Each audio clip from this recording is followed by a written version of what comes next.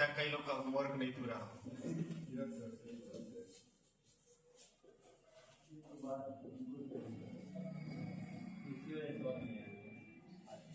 कल होगा। चले बढ़िए।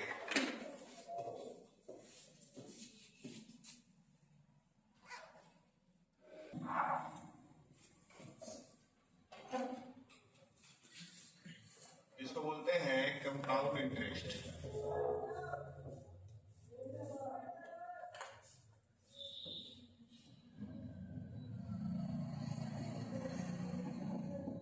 कंपाउंड इंटरेस्ट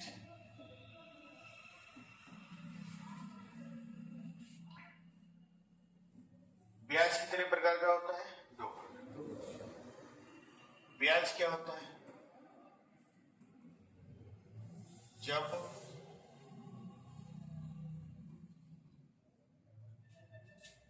किसी राशि को उधार दिया जाता है तो वापस करते समय एक अतिरिक्त धन दिया जाता है।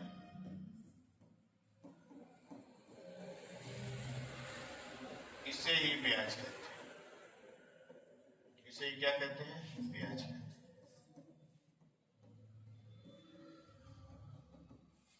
पहले सुनिए,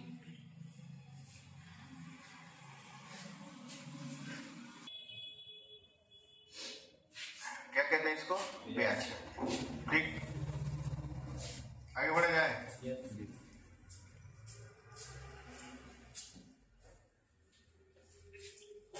अब देखिए, जो ब्याज होता है वो दो प्रकार का होता है। ब्याज कितने प्रकार का होता है? दो प्रकार। ब्याज दो प्रकार का होता है। पहला होता है साधारण ब्याज और दूसरा होता है चक्रवृद्धि ब्याज। पहला क्या है? साधारण ब्याज। जब मूलधन पर ब्याज लगे। जब मूलधन पर ब्याज लगे तो क्या होता है? वह साधारण ब्याज होता है।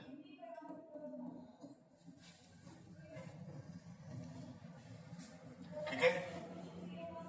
और जब मूलधन के साथ साथ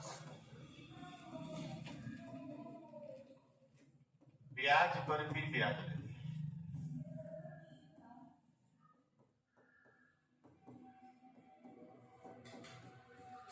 जब मूलधन के साथ साथ ब्याज पर भी ब्याज लगे तो चक्रवृद्धि ब्याज।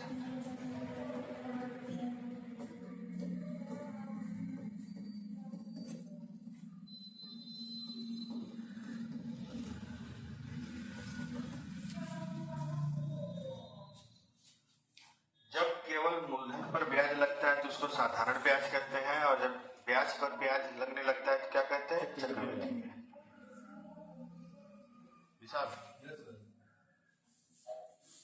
फाटक खोल दीजिए। अब देखिए,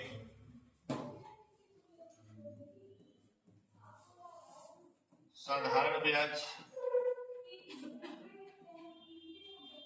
और चक्रवृद्धि ब्याज।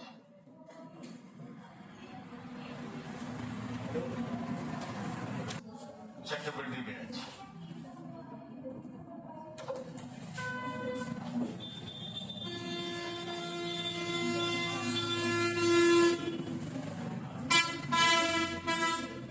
एक बात समझिए ध्यान से। साधारण ब्याज क्या होता है और चक्रवृद्धि ब्याज क्या होता है, दोनों पर समझिए।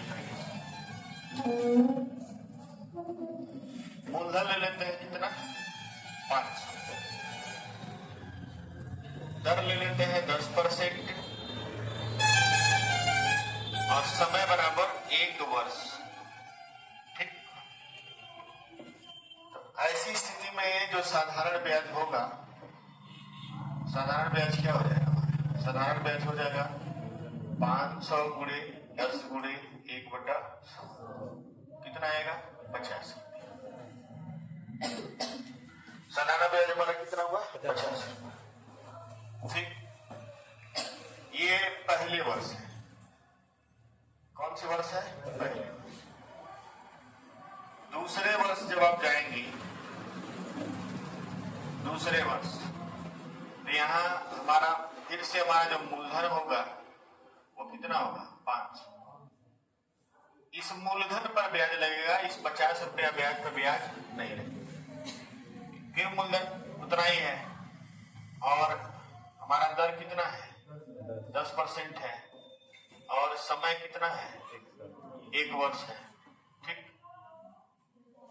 तो फिर से हमारा जो साधारण ब्याज आएगा, साधारण ब्याज वो कितना आएगा 500 गुणे 10 गुणे 1/100, फिर हमारा कितना आएगा 50। मेरा प्रश्न ये है साधारण ब्याज में, हालांकि साधारण ब्याज आप लोग पढ़ चुके हैं, मुकेश जी पढ़ा लिए है ना। मेरा प्रश्न ये है कि साधारण ब्याज में हर वर्ष ब्याज बराबर क्यों है? क्योंकि ब्याज का ब्याज नहीं लग रहा है। ठीक है, ब्याज का ब्याज नहीं लग रहा है, अच्छी बात है। क्यों है बताइए? हाँ, मूलधन नहीं बदल रहा है। यहाँ भी मूलधन कितना है 500 और यहाँ भी मूलधन कितना है 500। देखिए, दर भी नहीं बदल रहा है, मूलधन भी नहीं बदल रहा, दोनों का समय क्या है एक ही सा। तो जब मूलधन नहीं बदलेगा, दर तो मान लीजिए फिक्स हो जाएगा, मूलधन बदलेगा ही नहीं तो ब्याज भी आपका नहीं बदलेगा। तो इसका मतलब ये हो सकता है कि हर वर्ष का साधारण ब्याज आपस में क्या होता है बराबर होता है ना। हर वर्ष का साधारण ब्याज आपस में क्या होता है बराबर। क्लियर है? ठीक, अब हम लोग आते हैं चक्रवृद्धि ब्याज।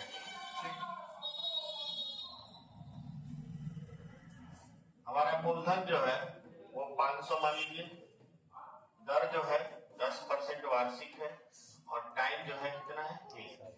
हमारा चक्रवृद्धि ब्याज निकालेंगे। चक्रवृद्धि ब्याज, चक्रवृद्धि ब्याज निकालने के लिए क्या करेंगे? मूलधन का लिख देंगे 110/100, 10% बढ़ रहा है ना जी। हम ऐसे क्यों लिखेंगे आपको मैं भी बता दें।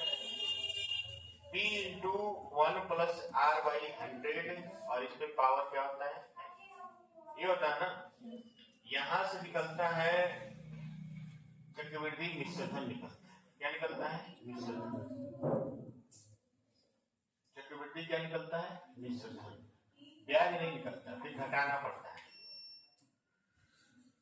तो देखिए कैसे निकलेगा। 500 मूलधन है और 1 + 10 क्या होगा 100 और कितने साल के लिए 1 साल। तो 500 का 110/100। तो दुनिया भर का तमाशा करने की क्या जरूरत है? अगर 10% है तो 110/100, 20% है तो 120/100, 30% है तो 130/100। ऐसा में इतना बड़ा तमाशा करने की जरूरत नहीं है, छोटे बच्चे नहीं। ठीक, ये आ जाएगा 550, डबल जीरो से डबल जीरो खत्म हो जाएगा, आ जाएगा 550।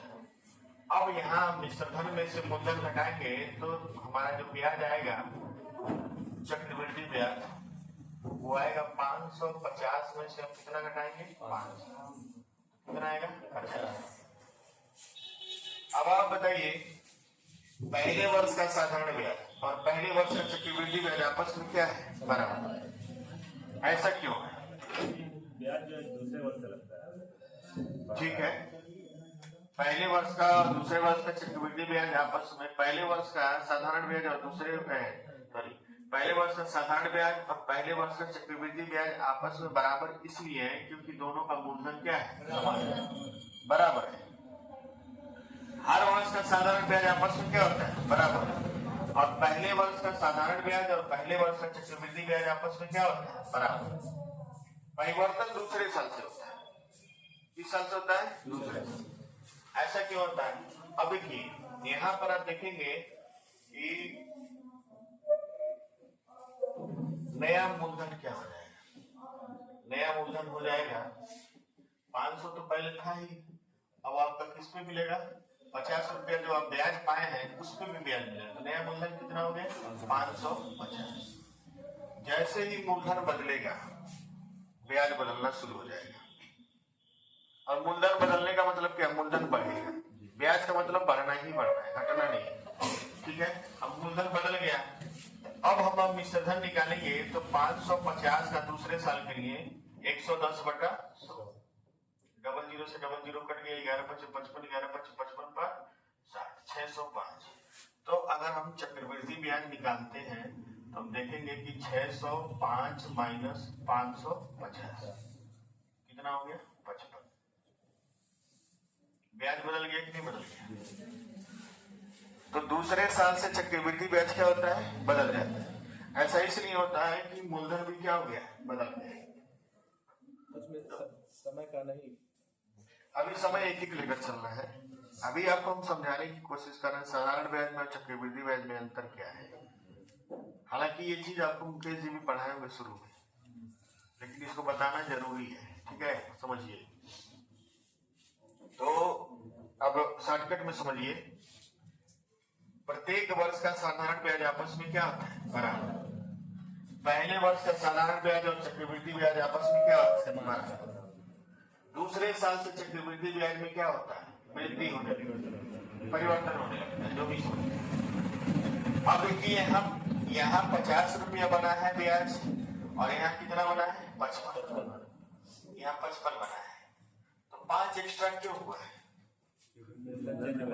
क्योंकि जो आपको ब्याज में 50 रुपया ब्याज मिला है ना, तो इसी 50 का जब आप 10% निकालेंगे कितना रहेगा? 5। यही इसी 50 का ब्याज 5 रुपया क्या होगा? बढ़ेगा। यानी ब्याज पर भी आपको क्या मिला है? ब्याज। और इसी को हम लोग कहते हैं चक्रवृद्धि ब्याज। ऐसा में उतारिए इसको।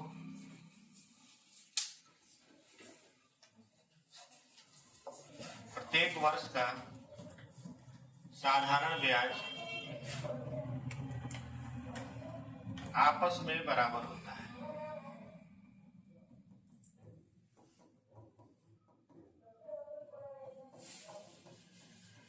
प्रत्येक वर्ष का साधारण ब्याज आपस में क्या होता है? बराबर होता है। प्रत्येक वर्ष का साधारण ब्याज आपस में बराबर होता है।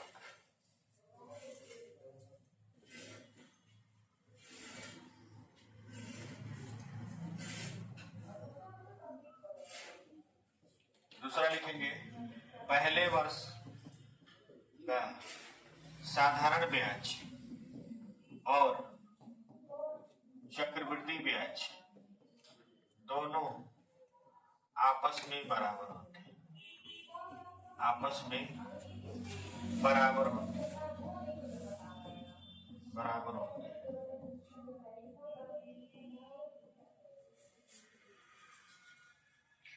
प्रत्येक वर्ष का साधारण ब्याज आपस में क्या होते हैं? बराबर होते हैं। और पहले वर्ष का साधारण ब्याज और चक्रवृद्धि ब्याज ये भी दोनों आपस में बराबर होते हैं। ठीक है,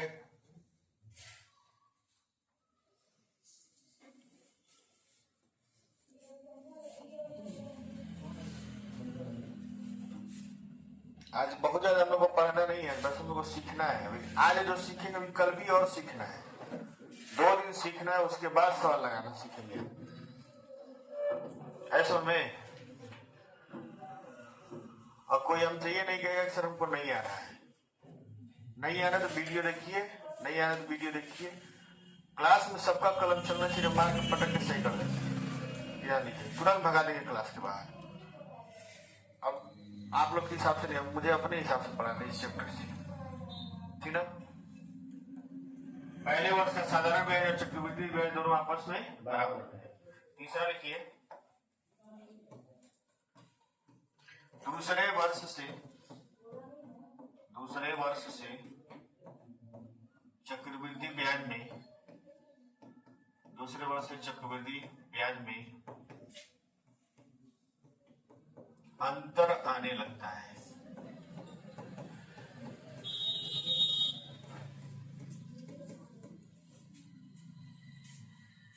अंतर आने लगता है।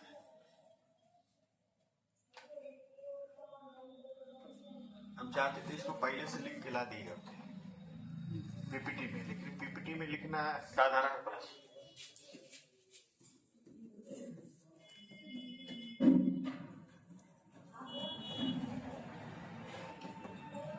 पहली बात तो आज हम आने वाले नहीं थे, आगे वही बड़ी बात है। इसी तरह रिक्वेस्ट करते हैं, प्रश्न लिखिए छोटा सा। एकदम छोटा सा प्रश्न दे रहे हैं। 10,000 रुपए पर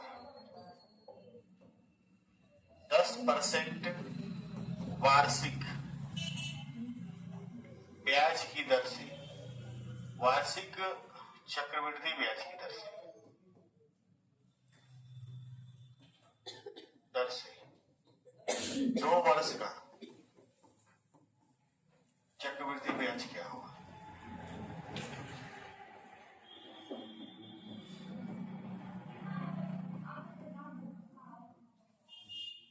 ₹10,000 पर 10% वार्षिक ब्याज की दर से 2 वर्ष का चक्रवृद्धि ब्याज क्या होगा?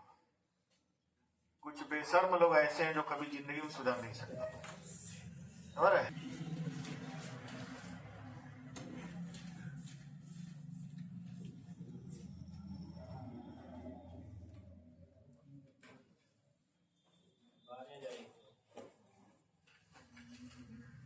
आज 15 पे क्लास शुरू हो गया। 15 नहीं, हमको 8-16 पे क्लास शुरू हो गया है। 8-16 या 8-20 के अंदर हो गया होगा। 8-19 पे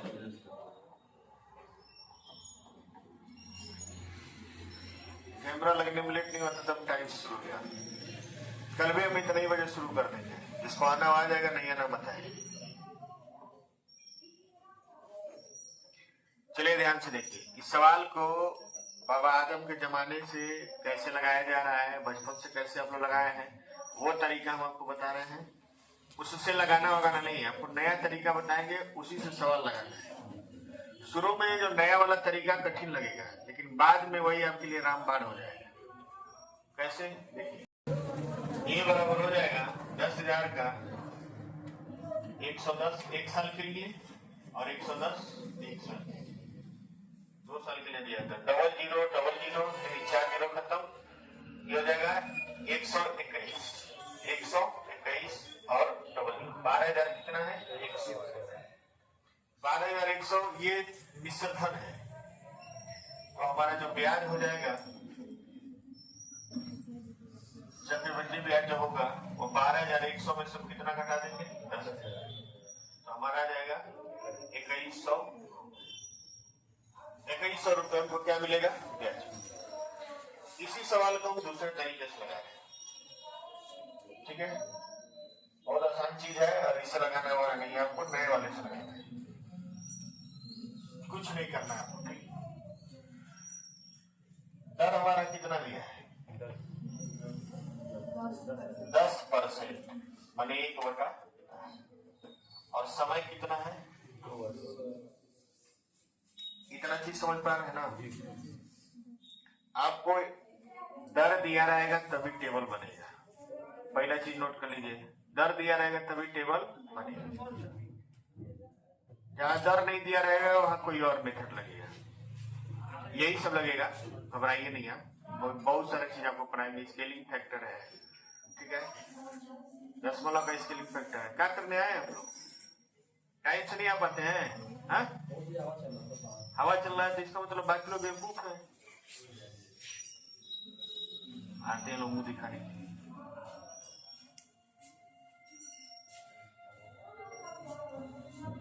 ध्यान से समझिए, आर का मान है 10% माने 1/10, और समय कितना है? आप मूलधन कैसे मानेंगे? इधर नहीं रहे, हमारे तरफ ध्यान दीजिए। आप मूलधन कैसे मानेंगे? जो नीचे भिन्न में है उसको लिखेंगे और जितना समय है उसको लिखेंगे। यानी हमारा मूलधन कितना हो गया 100। मूलधन कितना हो गया 100। मान लेंगे कि नहीं मान लेंगे? भिन्न में जो बट्टे में आ रहा है उस पर उतना ही घात लिखना है जितना क्या है समय। बताइए r का मान 10% है तो इसको लिखेंगे 1/10 और समय कितना है 2, तो 10 पर घात 2 ये मूलधन के क्या होगा बराबर। हम अपने तरफ से मूलधन कितना माने हैं 100। चलिए ये पहला वर्ष और ये दूसरा ऐसे लिख लेंगे कि नहीं लिख लेंगे? अब देखिए हम क्या कर रहे हैं।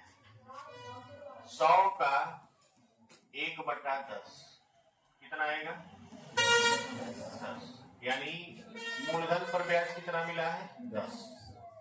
तो यहां भी मूलधन पर ब्याज कितना मिलेगा 10। कोई दिक्कत बताइए? 100 रुपए पर 10% निकालेंगे तो कितना आएगा 10। ये मूलधन पर ब्याज है और ये मूलधन पर ब्याज यहाँ भी दूसरे साल कितना होगा 10। ठीक, साधारण ब्याज हर साल क्या होता है बराबर। ठीक, अब इस ब्याज पर भी ब्याज लगेगा तो 10 का 1/10 निकालेंगे तो कितना आएगा 1 आएगा ना। तो ब्याज पर ब्याज कितना आया है 1। यानी पहले साल आपको ब्याज मिला है कितना 10 और दूसरे साल टोटल ब्याज मिला है 11। सब मिला जुला के ब्याज कितना मिला है 21। ठीक, अब यहां देखिए ये अब मूलधन 100 माने हैं। 100 का वैल्यू दिया है कितना 10,000। 1 का वैल्यू कितना होगा 100 और हमारा ब्याज कितना आया है 21। 21 का वैल्यू कितना हो जाएगा 21। यानी हमारा ब्याज कितना है 21। है समझ में? एक और तरीका है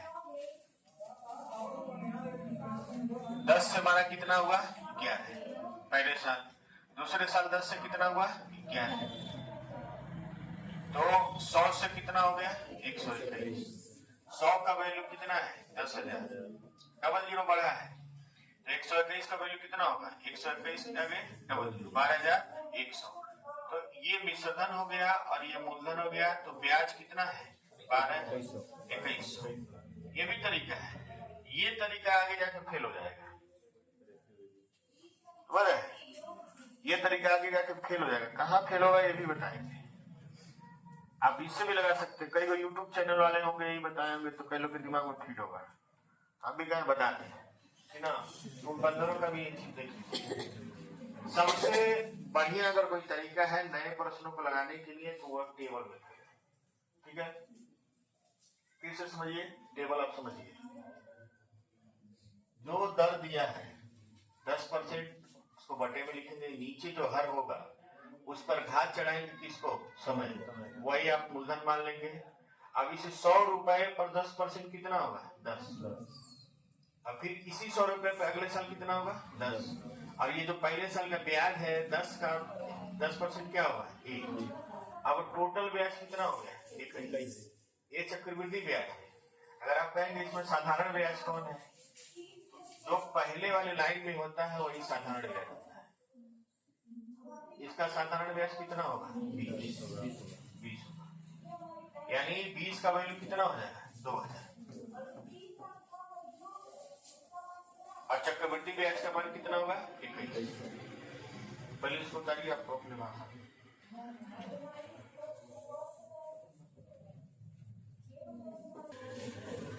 हमें अलग दे रहे हैं दर के भिन्न में हर में जो संख्या दी होती है, ठीक है, उसी पर समय को घात के रूप में लिखकर मूलधन मान लेते हैं।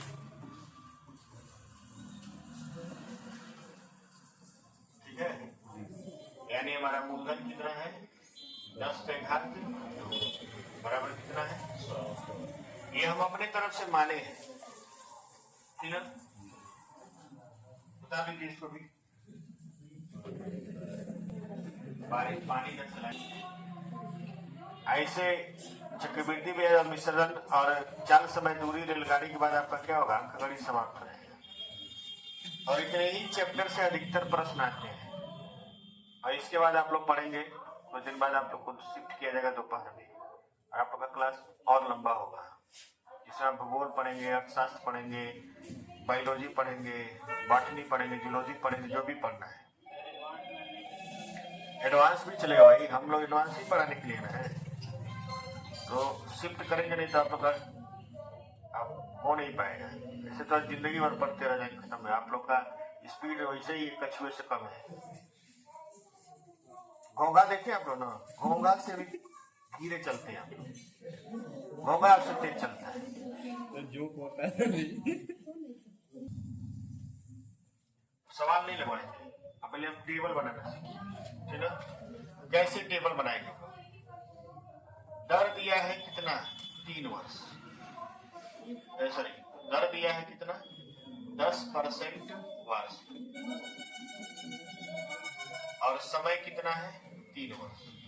तो हम टेबल कैसे बनाएंगे, तो सबसे पहले देखिए, सबसे पहले मानेंगे मूलधन। तो R बराबर हमारा दिया है 10%, मतलब होता है 1/10। तो हमारा मूलधन कितना हो जाएगा 10 पे घात 3। हम मूलधन कितना माने हैं 1,000।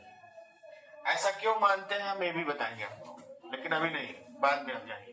पहले लगा लीजिए सवाल, पहला साल, दूसरा साल और तीसरा साल।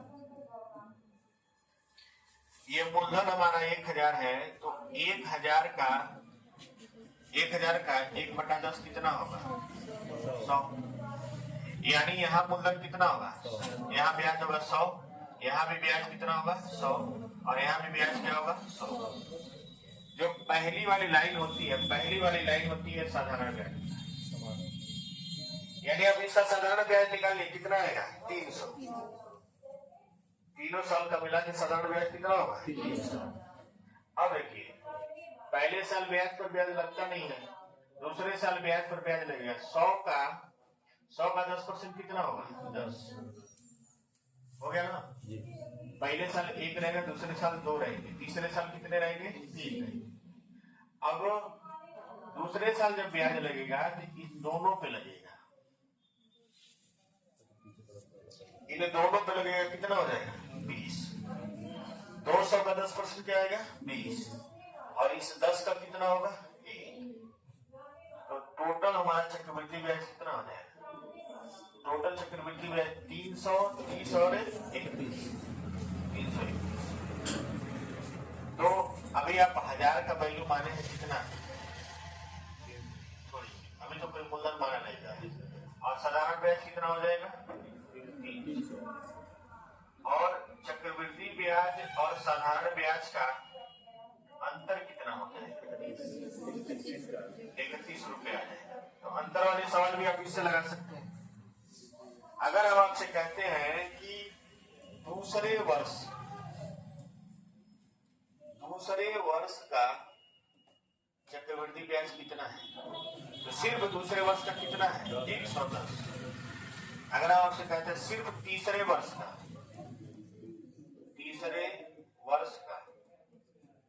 चक्रवृद्धि ब्याज कितना है 121। दूसरे और तीसरे वर्ष का दूसरे और तीसरे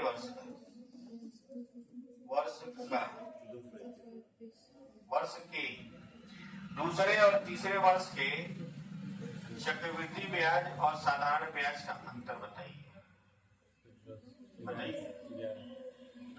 तो देखिए, दूसरे और तीसरे वर्ष का साधारण ब्याज कितना होगा 200 और चक्रवृद्धि ब्याज क्या हो जाएगा 231। तो कितना आ जाएगा 31 होगा कि नहीं होगा। मेरे कहने का मतलब ये है कि जब आप टेबल बनाएंगे जब आप टेबल बनाएंगे तो कुछ भी निकालेंगे एक साथ, और आजकल पेपर में यही आ रहा है। ये नहीं पूछेगा कि 3 साल का साधारण ब्याज बताइए, 3 साल का चक्रवृद्धि ब्याज बताइए। पूछेगा ये दूसरे साल का चक्रवृद्धि ब्याज क्या होगा, तीसरे साल का साधारण ब्याज क्या होगा, या फिर पूछेगा सिर्फ तीसरे साल का चक्रवृद्धि ब्याज क्या होगा। ये भी पूछ सकता है सिर्फ 5वें वर्ष का चक्रवृद्धि ब्याज क्या होगा, ऐसे भी पूछ लेगा। चौथे और 5वें वर्ष के चक्रवृद्धि ब्याज का अंतर क्या है। तो जब आप टेबल अलग अलग नहीं बनाएंगे तो कुछ नहीं बता पाएंगे। यानी एक ऐसा टेबल है जो हर एक प्रश्न का जवाब आपको यही से दे देगा। लेकिन आप जब ये लगाएंगे कि 10 से कितना हुआ, 10 से 11 हुआ, 10 से 11 हुआ और 10 से 11 हुआ, तो आप यहां से देखेंगे 1000 से कितना हुआ, 1331। आप यहां से सिर्फ बता सकते हैं कि हमारा जो CI है वो 331 है। बताइए साधारण ब्याज कितना है, किसको मालूम है? यहाँ पे नहीं मालूम है। आप साधारण ब्याज कैसे निकालेंगे? ऐसे निकालेंगे 1000 का 3 × 10/100, कितना जाएगा 3। तब ना आपको अंतर पता चलेगा कि इनका अंतर कितना है, 31। इस चीज से आप केवल चक्रवृद्धि ब्याज निकाल सकते हैं, साधारण ब्याज नहीं निकाल सकते। साधारण ब्याज के लिए अलग सूत्र में रखना पड़ेगा। इस चीज से चक्रवृद्धि ब्याज निकालेंगे और साधारण ब्याज निकालने के बाद फिर आप घटाएंगे तब जाके अंतर मिलेगा। बस समझ में आ रहा है कि नहीं आ रहा है? तो ये बहुत ज्यादा पावरफुल चीज नहीं है, सिर्फ एक टाइम समझने के लिए है ये साधारण चक्रवृद्धि ब्याज। चलिए ध्यान से देखिए, R का मान अभी हम 10% ले रहे हैं और हमारा समय कितना है, 4 वर्ष। तो R बराबर 10% है, T बराबर 4 वर्ष है, तो इसको लिखेंगे 1/10। यानी हमारा मूलधन कितना हो जाएगा, 10⁴। इसका मतलब हुआ कितना, 10,000। कोई दिक्कत नहीं है। पहला साल, दूसरा साल, तीसरा साल, चौथा साल। 10,000 का 10% लेंगे तो कितना आएगा, 1000 आएगा ना जी। 1000 सबका होगा जी भाई। साधारण ब्याज तो हर साल क्या होगा, बराबर। अब इसका 10% निकालेंगे तो कितना आएगा, 100। अब इन दोनों का निकालेंगे कितना आएगा, 200। और अब इन तीनों का निकालेंगे कितना आएगा। अब देखिए इसका निकालेंगे कितना आएगा, 10। अब इन दोनों का निकालेंगे कितना आएगा, 30। देखिए फिर से हम आपको समझा रहे हैं शुरू से, इतना तो आपको समझ में आएगा। इस 1000 का निकालेंगे कितना आएगा, 100। इन दोनों 1000 का निकालेंगे कितना आएगा, 200। भाई 2 बार है तो 200 हो जाएगा। इन तीनों का निकालेंगे कितना आएगा, 30। अब इस 100 का निकालेंगे कितना आएगा, 10। अब इन दोनों का निकालेंगे कितना आएगा, 30। और इसका निकालेंगे कितना आएगा, 1। पहले लाइन में 1 बार, दूसरी लाइन में 2 बार, तीसरी लाइन में 3 बार, चौथे लाइन में 4 बार। तो टोटल साधारण ब्याज कितना हो गया, 4000 हो गया। और टोटल चक्रवृद्धि ब्याज कितना हो गया, 4641। आ गया। तो बताइए अंतर कितना हो गया, अंतर कितना आ गया, अंतर बराबर आ गया 641। लगाइए इसको। आज आपको लगाने की जरूरत नहीं है, लगाएंगे आप कल। आज इसको दोहराएंगे और घर से दोहरा के आएंगे कैसे हम बनाए। कल लगवाएंगे आपको दुनिया भर के, सिर्फ यही लगवाएंगे, कुछ नया नहीं पढ़ाएंगे।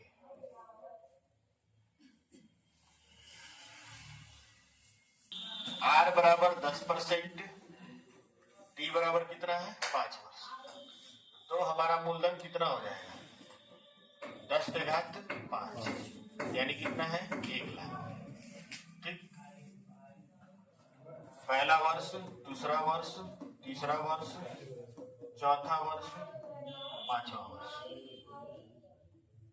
1,00,000 का 10% कितना होगा? 10,000। 10,000 होगा। जी हर साल 10,000 होगा। जी यहाँ भी 10,000 और यहाँ भी 10,000। ठीक। अब इस 10,000 का कितना होगा? 1,000। अब इन दोनों का कितना होगा? 2,000। इन तीनों का कितना होगा? 3,000। और इन चारों का कितना होगा? 4,000। ठीक। अब इस 1,000 का कितना होगा? 100 और इन दोनों का कितना होगा? 300। 300 और इस 6 का कितना होगा? 600। अब इस 100 का कितना होगा? 10। और ये 400 का कितना होगा? 40। 10 का कितना होगा? 1। तो पांचवें में 5 तक जाता है।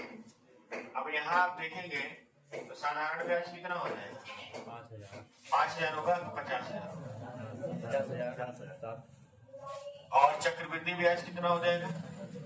50,000 और 4 3 7 2 9 10 60,000। 60,000 6 3 9 10 61,000 61 क्या हो? 61,000 क्या? तो अब आप बताइए अंतर कितना है?